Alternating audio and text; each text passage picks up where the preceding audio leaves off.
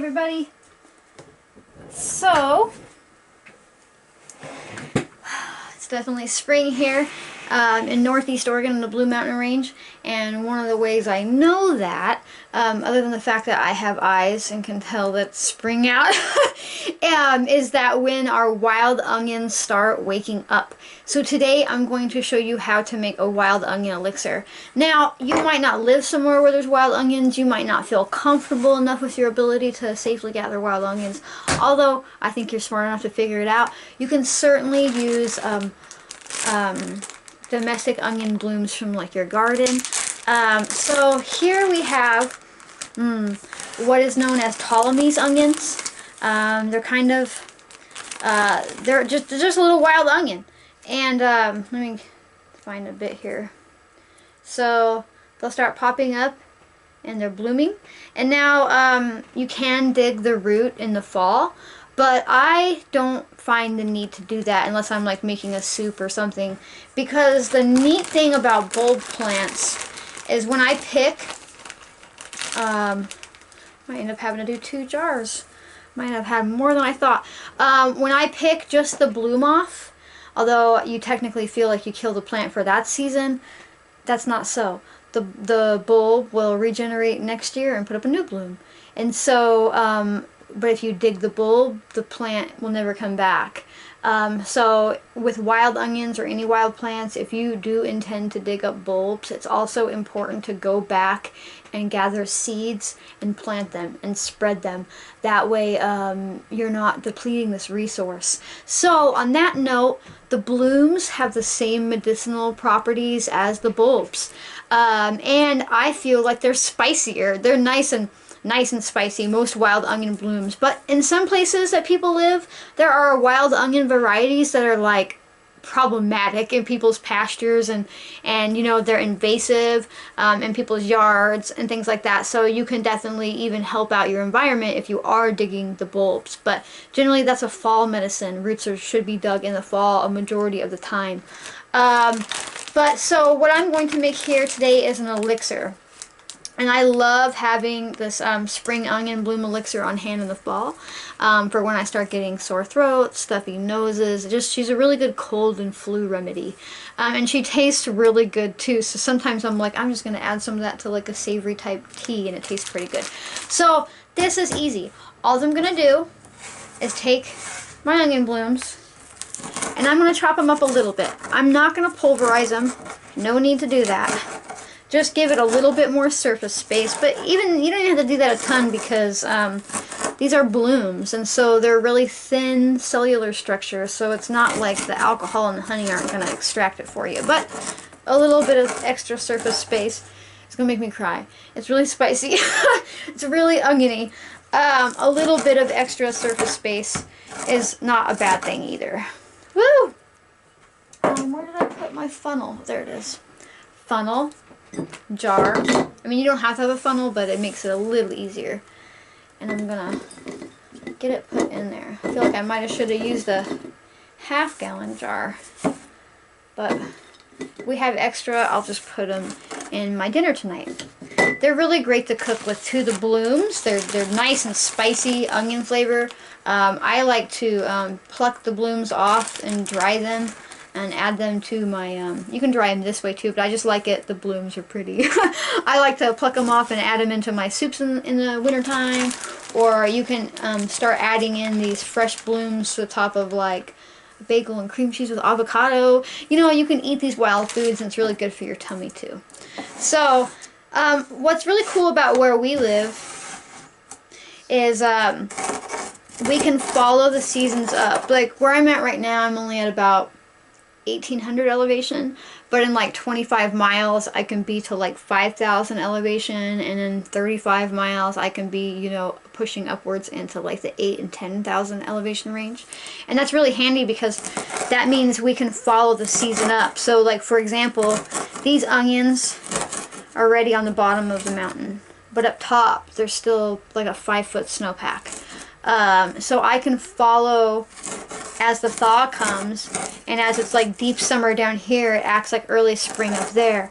So I'm able to gather more things throughout the season, while others have not that ability because like they're all in like a similar elevation. So I'm really grateful for where I live, which is the Blue Mountain Range. So like another example is like elderberries. Like I can start gathering elderberries in about, oh, like early July in the really, really low elevations. You know, I like to wait a little longer than that. But like when everybody else is done with elderberries, I can go up in elevation, and there's some that are like just now blooming. You know, it's pretty cool. So I definitely take advantage of that to get in all the medicines I need. And I feel like that's how the land makes up for, like we have a pretty short season here in general. And because we're in high mountain desert, so like what that means is wintertime it can get like -20, and summertime it can get to 120, and then like it goes by really fast. So like we up on the mountain, it can start snowing in September. I've actually seen it snow in August before. Not that it stuck around, but you know, and so I feel like the land makes up for the short growing season by giving us many opportunities at the same growing season. You know, like multiple springs in different elevations, multiple summers, early fall type thing. So that's just pretty cool. So I thought I'd talk on it a little bit. So basically I'm just chopping up onion blooms and putting them in a jar. I feel like I'm going to be able to make 2 jars of this. I think that's what I will do. Which is handy because you never know. I already cooked with a lot of these yesterday. I made some savory oatmeal with them and they were delicious. If you don't know what savory oatmeal is, Google it. You'll thank me. It's really good. I actually think there's some recipes saved in my bio on my Instagram account, like Save Stories, and you can follow that by following my bio here. So, chopped up onion blooms in a jar. Normally I use 100 proof vodka, but I actually like to use for the onion, I like to use this Baron Jaeger stuff. It's basically a honey liquor, not a liqueur, a liquor. There is a difference between liquor and liqueur.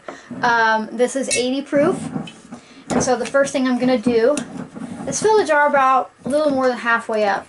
I say a little more because it is only 80 proof, and so you want that little bit of extra alcohol in there. I like to use the little bit, I would say weaker alcohol for the onion because she's already so potent. She's got like really high volatile oil levels in her, so I'm looking to get more of the gentle aspect out of her. I want her to help a cough, not make you cough because it's so spicy. Does that make sense? So I like to use the honey liquor and then raw honey. So I filled that up about a little over halfway.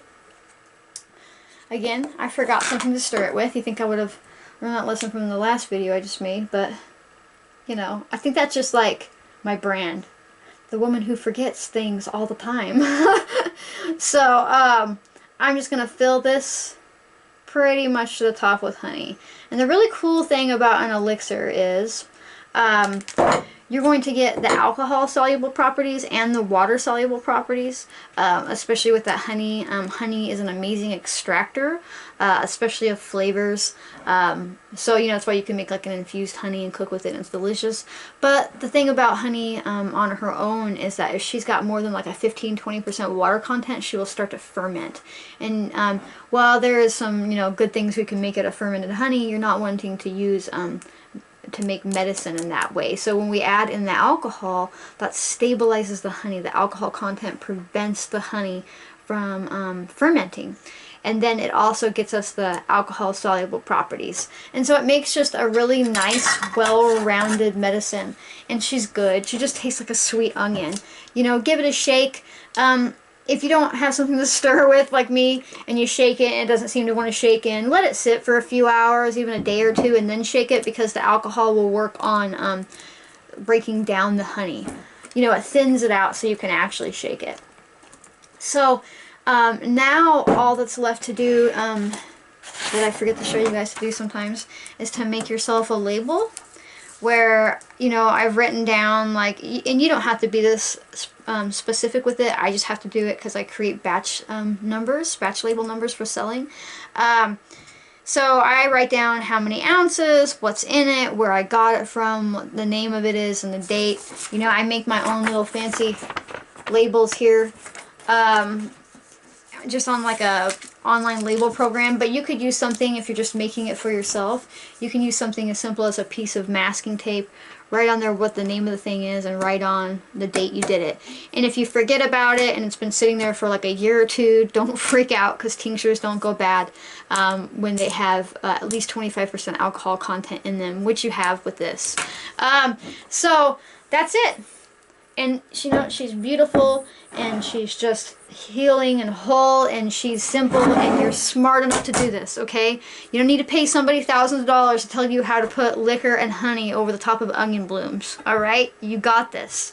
And again, she's really awesome for coughs, colds, sore throat. She's one of my daughter's favorite remedies for when she does get colds. Like, that's the first thing she asks for. And sometimes I'm like, well, maybe you should try elderberry. She's like, this is what I want, Mom. And so I respect that her body is, you know, asking her for this specific remedy if that's what she's called to. So onions are amazing, and they're probably pushing up right about now in your area too. So get out there and start finding these spring medicines.